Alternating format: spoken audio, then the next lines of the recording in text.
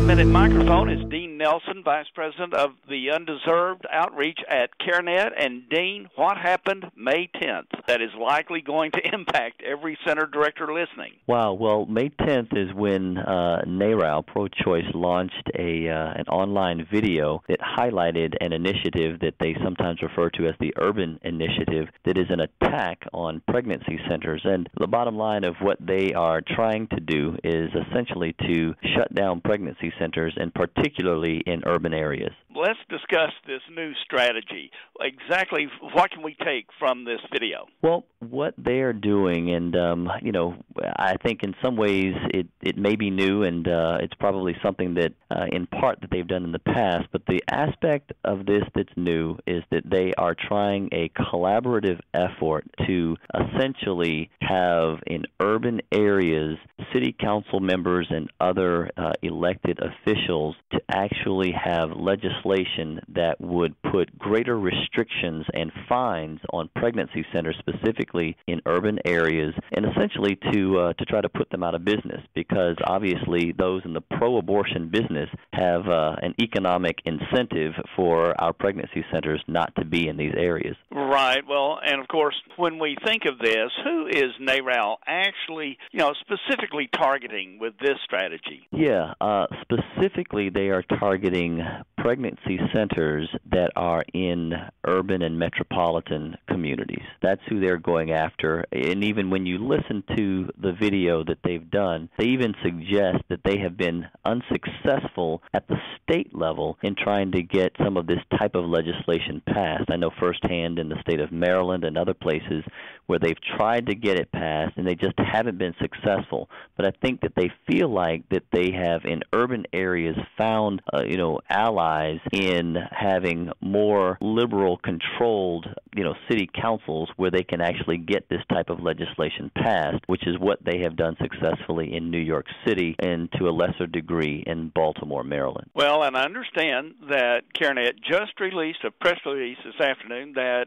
described this dangerous and threatening strategy. Could you speak to what Melinda said in her press release? Well, yeah, Melinda De La Hoyt, our president, I think very accurately said that this strategy reveals, for the first time that these legislative attacks will be focused on urban areas, and that their focus is obviously in the areas where pregnancy centers should be and need to be the most. These are the areas that seem to be devastated more by abortion than other areas. And so it really reinforces the fact that this type of legislation against pregnancy centers is trying to shut down what they consider their competition, and that's what we do. I mean, if you think about every young woman that goes into a pregnancy center and decides to keep her baby, to carry her child to term, that shows that there is $500, $1,000, maybe up to $2,000 that the abortion industry doesn't make every time a young woman decides to keep her child. That's right. Well, what does this strategy, this new video alert, what does it really mean to the many centers across the country that might be listening to us?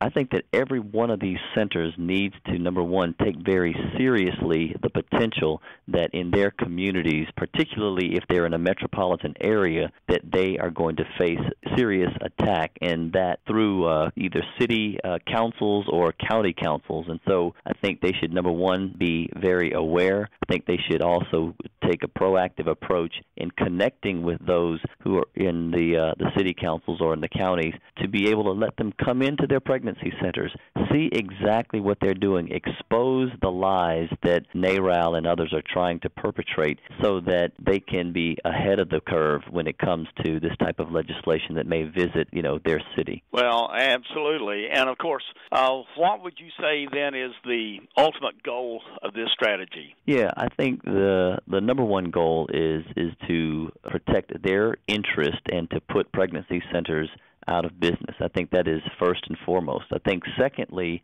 I think that they are trying to send a message to pregnancy centers that they're they're there to fight them, to challenge them. Even if they don't get some of this passed, they know that it's going to require pregnancy centers to spend more money, to advocate, to make their case in the public square. And so I think that there's a economic incentive, an economic bottom line that they are concerned about, and they're doing everything that they can to put these centers out of business. Well, why don't we get to the bottom line? What would you say then would be one of the greatest issues that face our center director today? Well, number one is, I'm calling all of the, center directors and, people, pro-life advocates throughout the country, number one, to really pray. I mean, I feel like that as Christians, as faith-based organizations, we have to first and foremost put prayer at the top of our list. Secondly, I would encourage them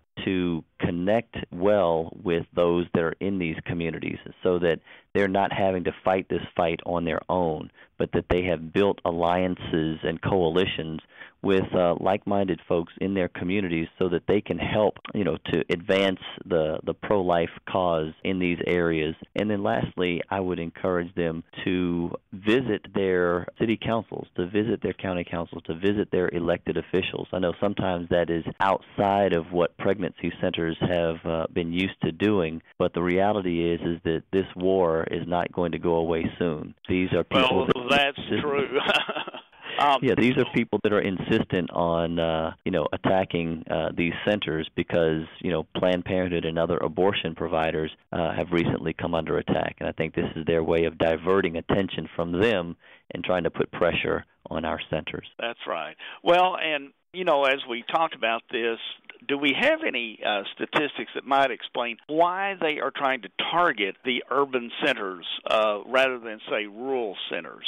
Well, again, that's where most of the abortions are actually occurring. So, any business leader, you're going to think about where you're making the most money, and if there's a threat to you in that particular area, then that's where you're going to protect your interest. And so, in urban communities, you have some of these places where, like in New York City, within the African-American community, you have more abortions than you do live births. Abortion is a money-making industry, and the advocates are protecting their interest. Because even when you look at the landscape, there are probably fewer pregnancy centers in these urban areas than in other areas, but yet they are very committed to protecting their interest in these urban centers where the abortion rates are the highest. Well, that's true. Well, Dean, we thank you for taking time from your busy schedule to give us this breaking news update, and we will conclude right now by asking everyone to click on the link and go see this video for yourself.